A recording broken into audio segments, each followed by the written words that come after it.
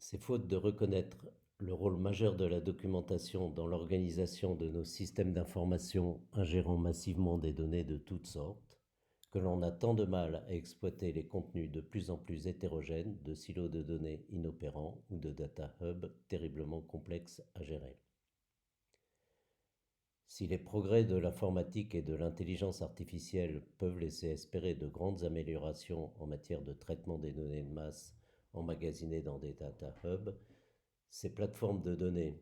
privées de l'indispensable médiation d'un véritable support documentaire opérationnel,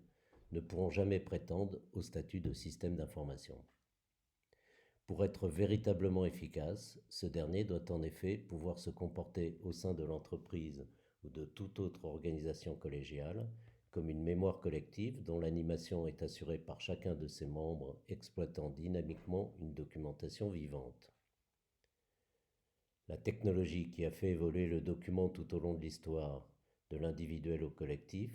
l'a en effet plus récemment fait évoluer du statique au dynamique, de l'argile dont étaient faites les tablettes sumériennes à l'électronique qui remplace désormais le papier comme support.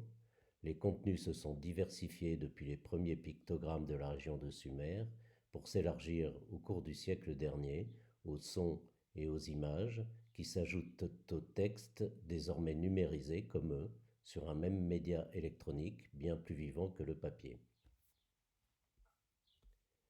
L'activité documentaire d'une collectivité, désormais facilitée par la dissémination et la convivialité des outils numériques,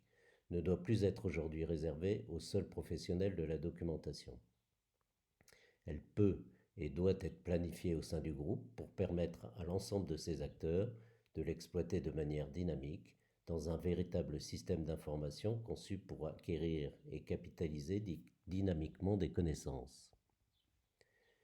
Les documents y sont collectés, sélectionnés, puis regroupés et organisés pour présenter leur contenu, soit de l'information ou des données contextualisées et mises en perspective, c'est-à-dire exploitées.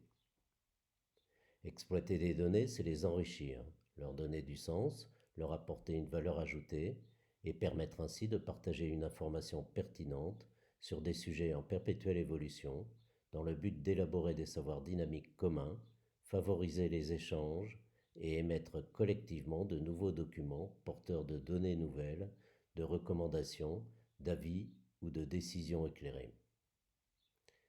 Notre mémoire collective n'est pas qu'un système d'information.